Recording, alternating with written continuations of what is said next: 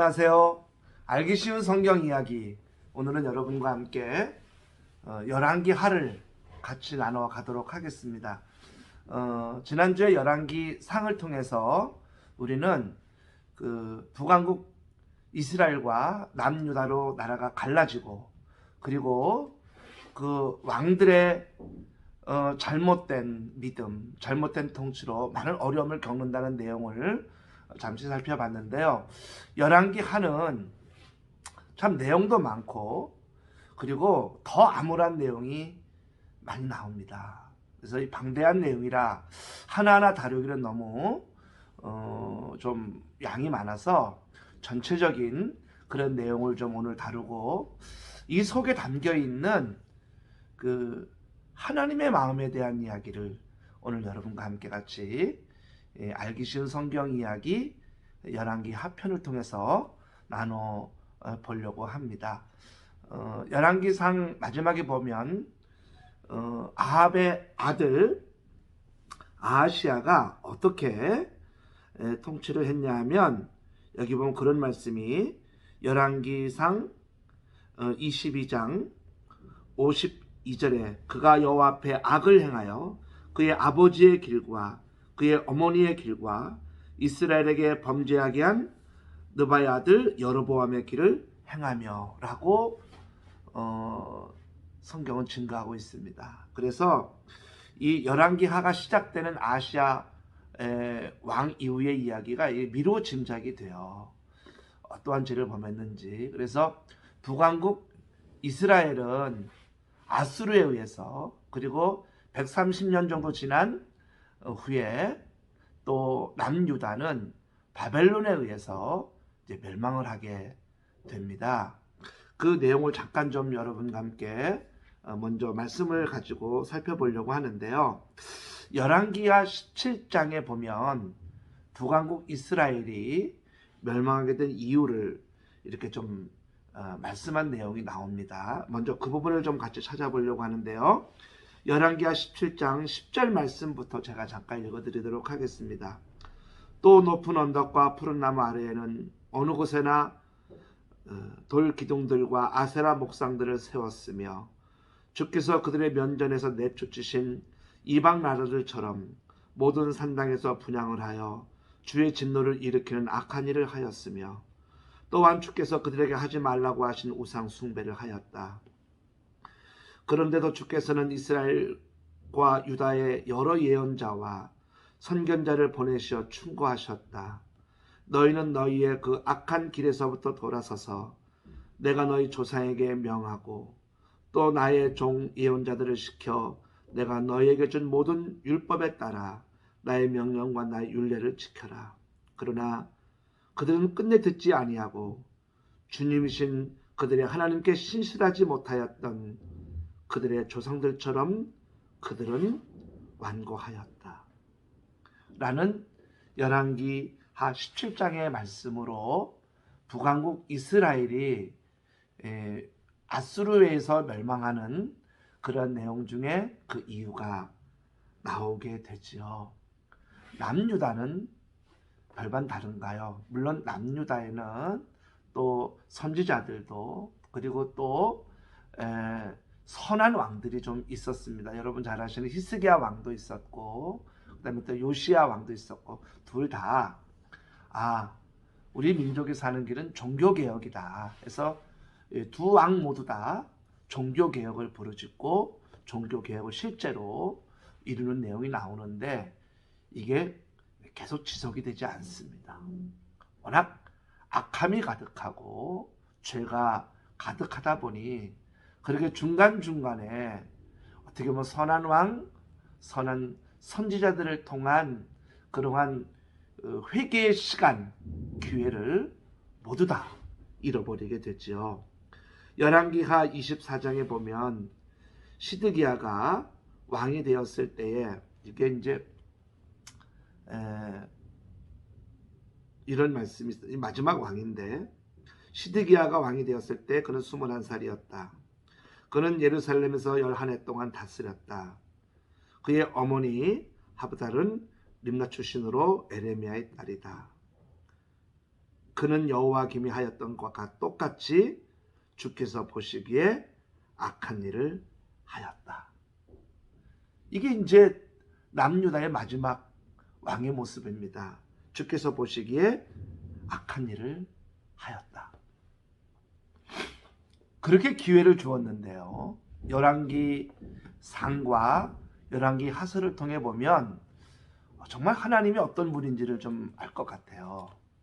하나님은 이스라엘 백성들을 지켜주시겠다는 약속을 지키려고, 그 약속을 지키려고 계속해서 기회를 주시는 내용이 열왕기서의 내용입니다. 그런 면에서 우리가 열왕기상 3장에 있었던 그 솔로몬의 재판을 보면서 이 솔로몬의 재판이 무엇을 우리에게 말씀하려고 하는지에 대한 좀 남다른 시선과 은혜를 가져야 할 필요성이 있습니다. 우리는 솔로몬이 두 어머니가 각기 자기 아이라고 데려온 이 아이의 친엄마가 누구인지에 대한 재판 내용을 우리는 그동안 많이 봤어요. 그러면서 뭐라고 이 말씀을 가지고 은혜를 받았냐면, 이렇게 하나님께 지혜를 구하여 그 지혜를 받은 솔로몬의 지혜가 이렇게 현명한 정말 판단을 하였다. 재판을 하였다. 나중에 칼로 이 아이를 죽여서 반을 쪼개서 각기 나눠주라 라고 하는 판결을 내려서 결국은 그 친엄마는 죽이지 말라고 저 엄마한테 주라고, 근데 가짜 엄마는 그렇게 죽이라고 반만 가져도 된다고 하는 판결을 보고, 하는 변호를 보고 솔로몬이 친엄마에게 아이를 주는 그 재판의 내용을 우리는 보죠. 그러면서 이렇게 하나님께 지혜를 구했더니 하나님의 지혜가 이렇게 가득하더라, 이렇게 훌륭한 재판을 한다라고 때는 우리가 은혜를 받았습니다. 그것도 틀린 건 아닙니다. 그러나 열왕기에서 전체적인 내용을 통해 보면 우리는 재판을 잘한 솔로몬의 모습이 집중되는 게 아니라, 분명히 자기 아이임에도 지금 칼로 죽여서 반반 쪼개어 나눠 준다고 하는 재판장의 말에 죽이지 말라고, 자기 아이임에도 불구하고 죽이지 말라고 한 바로 이 아이의 실제 엄마의 모습에 우리 좀 집중할 필요가 있습니다. 바로 하나님의 모습인 거죠. 하나님은 자기 아이가 죽는 것을 원하지 않았던 이 어머니의 모습과 똑같습니다. 열왕기서에 자기의 백성들, 자기가 어떻게 해서 출애굽시켜서 여길 데리고 왔는데요. 가나안 땅에 자기 백성이잖아요. 내 백성이잖아요. 내 아들이고 내 딸이고 내 백성이란 말이에요. 그러니까 이 내 백성이 징벌당하고 죄 가운데 멸망당하는 것을 보는 게 너무나 싫었어요. 그래서 수많은 기회를 하나님이 주셨던 겁니다. 그런데 인간의 죄악이 워낙 많아 북왕국 이스라엘은 선한 왕 한 번도 있지 않았는데도, 그 기간이 얼마입니까 도대체? 많은 왕들 지나가는 시간 동안 멸망시키는 걸 막았단 말이에요, 하나님은. 그런데 회개의 기미가 보이지 않았어요. 그들은 악의 악을 계속해서 저지르며 우상을 숭배하였고, 아까 제가 열왕기하 17장 북왕국 이스라엘이 아수르에 멸망하는 내용 속에 이제 하나님이 그들을 포기하신다는 내용으로 여기 나와요. 그러나 그들은 끝내 듣지 아니하였고, 14절이죠. 주님이신 그들의 하나님께 신실하지 못하였던 그들의 조상들과 똑같았다는 얘기예요. 여러분, 우리는 어떻게 하나님 앞에 신실하십니까? 여러분은 지난 세월 동안 하나님께 신실하셨습니까?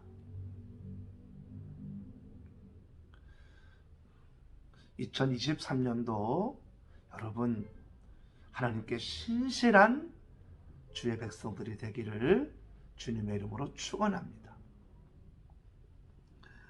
남유다의 멸망하는 내용도 우리가 똑같은 내용이 나오게 되는데요. 이제 24장이 크게 나오죠. 저 여러분이 이 11개 하를 통해서 그 엘리야와 엘리사 선지자의 이야기를 많이 보게 됩니다. 특별히 엘리사 선지자를 통해서 여기 보면 그 여러 가지의 기적의 이야기가 나오는데 제가 잠깐 좀 이 내용들을 읽어 드리도록 하겠습니다. 마치 예수님의 모습과 거의 똑같은, 예수님도 이 엘리야 엘리사의 이야기를 좀 본인도 이렇게 인용하셨던 적이 있는데요. 엘리야의 겉옷으로 요단강을 가르고 건너는 기적은 예수님이 물 위를 걸어가시는 기적과 연결이 되죠. 독극물에 소금을 뿌려 샘물로 고치는 기적은 예수님이 물을 포도주로 변화시키는 가나의 기적 이야기와 거의 유사합니다. 이웃에게 그릇을 빌려 기름을 채우는 기적은 예수님의 오병이어의 기적을 연상시킵니다. 수넴 여인에게 아기를 낳게 해주고 그 아이가 죽자 다시 살리는 기적은 예수님이 회당장 야이로의 죽은 딸을 살리시는 기적과 연결되며 그 외에도 많은 사람을 살리는 기적으로 그 엘리사 이야기와 거의 비슷한 내용이 나오게 됩니다. 보리떡 20개로 100명의 선지생들을 먹이고도 남은 기적은 예수님의 7병이어 5병이어의 기적을 우리가 상상하게 되고요. 아람의 군대 장군의 문둥병을, 나아만이죠. 군대 장군의 나아만의 문둥병을 요단강에서 7번 씻음으로 고치는 기적은 예수님께서 10명의 문둥병자를 고치신 기적을 연상시키게 됩니다. 그 선지자 생도들이 자신들과 엘리사 선지자 거처할 곳이 좁아 집을 짓기 위해 집을 짓다가 도끼를 빌려와서 나무를 하다가 그만 도끼가 연못에 빠지게 되지요. 그때 그 물에서 건져지는 내용이 나오게 되는데, 마태복음 17장에 보면 성전세 문제가 나오죠. 그 성전세를 내는 문제가 있었는데, 그때 예수님께서 그러나 우리가 그들이 실족하지 않게 하기 위하여, 마태복음 17장 27절 말씀입니다. 네가 바다에 가서 낚시를 던져 먼저 떠오르는 고기를 가져 입을 열면 돈 한 3개를 얻을 것이니 가져다가 나와 너를 위하여 주라 하시니라. 그러니까 이 엘리사의 기적 이야기가 예수님의 사역의 이야기가 굉장히 많이 흡사하게 되죠. 예수님은 어떤 사역하셨어요? 예수님은 그 당시 버림받은 자들을 구원하는 일에 정말 이런 분이 다 있을까 할 정도로 주님은 그들을 살려내셨어요. 그 천벌이라는, 하나님의 벌이라는 문둥병자를 고쳐주셨죠. 그 당시 저주받은 민족이라는 사마리아 그 관내를 주님은 기꺼이 들어가셔서 우물가에서 한 여인을 건져주시죠. 무덤가에 있던 거라산 귀신 들린 자도 찾아가셔서 그를 주님은 고쳐주시고 살려내십니다. 가늠한 한 여인을, 거의 가늠한 여인은 율법에 의하면 돌에 맞아 죽고 끝나야 되는 상황인데 그 여인을 살려내시죠. 그리고 다시는 죄를 짓지 말라고 하십니다. 이렇게 자비를 베풀 만하지 못한, 어떻게 보면 조금 좀 은혜를 받지 못할 만한 사람들에게 은혜를 주시는 장면이 굉장히 많이 나옵니다. 주님이 굳이 돌보지 않아도 누가 뭐라고 하지 않을 정도의 그러한 뭐 문둥병자, 또 귀신 들린 자, 또 가늠한 자, 안 구원해도 욕하지 않을. 그런데 주님은 그들을 구원하시죠. 엘리사도 똑같습니다. 수넴 여인의 아이를 살리는 것도 사실은 이 당시로는 놀라운 일이고요. 심지어 아람 나라, 나중에 쳐들어오지 않습니까? 이스라엘을 되게 어렵게 한 나라인데 그 나라의 군대 장군 나하만을 고치는 내용이 나와요. 그래서 야, 이게 엘리사의 능력이 이렇게 위대하구나. 엘리사가 이렇게 엘리야보다 갑절의 능력을 달라고 했더니 이런 기적을 행하는구나 라는 엘리사의 능력에 포커스를 맞춘다면, 아 그래, 능력을 받으면 이런 일을 할 수 있지 라고 할 수 있지만, 우리가 열왕기서 전체적인 시선으로 이 내용을 보면 어떻게 보이냐 하면, 자비를 또 은혜를 받을 수 없는 사람들까지도 구하니까 구원을 받잖아요. 구원의 대상이 아닌 것 같은, 하나님의 그 사랑을 받지 않아야 될 것 같은 사람들도 구하니까 하나님의 사랑을 받잖아요. 그런데 마치 예수님 당시에 그 유대주의자들처럼, 율법주의자들처럼 예수님을 배척한 것처럼, 이 당시 열왕기사를 통해 보면 하나님의 그 은혜를 받고 하나님의 사랑을 받고 하나님의 구원하심을 받은 이 이스라엘의 왕들과 백성들이 그 조금만 주님 손만 붙잡으면 되는데, 조금만 하나님의 사랑에 반응하면 되는데, 그들의 조상들이 죄를 진 것과 똑같았더라. 여호야김이 한 것처럼 똑같이 죄를 지었더라. 이게 북왕국 이스라엘의 마지막이 그렇게 하나님께 신실하지 못하고 우상 숭배했던 그들의 조상과 똑같은 모습으로 몰락한 북왕국 이스라엘. 그렇게 악을 행한 왕들을 똑같이 따라간 마지막 왕의 모습을 비춰주면서, 그렇게 약속을 지키려고 그렇게 수많은 시간을 기다려준 그 하나님의 사랑을 외면하고 하나님의 그 은혜를 외면하고 그 손을 잡지 않으니까 이렇게 멸망하는 거예요. 거기 하나님의 사랑을 붙잡았던 나만 장군 보세요.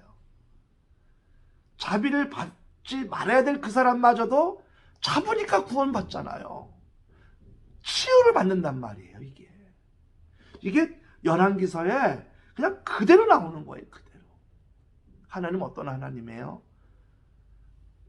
내 새끼인데 이거 죽이면 안 되니까 내 새끼가 아니라고 해서 살리고 싶은 그 어머니의 마음이 하나님의 마음인 거예요. 그 열왕기서에 담겨있는, 어떻게든 기다리고 참고 계속 기회를 주는 하나님이신데, 그 기회를 잡지 않고 그 기다려준 하나님의 손을 뿌리친 그 결론이 이렇게 난 겁니다. 이게 열왕기서예요. 내용은 되게 방대하고 아마 성경 66권 중에 가장 많은 사람들이 나오고 가장 많은 분량이 나오고 가장 많은 그 내용들, 스토리들이 나오지만 결론은 뭡니까? 기다려주는 하나님의 손길을 외면한 거죠. 저와 여러분을 향한 하나님의 마음이 어떨까요? 사랑하는 성도 여러분, 내 아이를 죽이지 말아달라고 저 어머니에게 주라고 했던 그 친엄마의 마음으로 나를 사랑하시는 하나님의 사랑이 저와 여러분을 향해 있습니다. 2023년도 그 하나님의 손을 붙잡고 일어나시고 회복하시고 살아나시기를 주님의 이름으로 축원합니다. 아멘.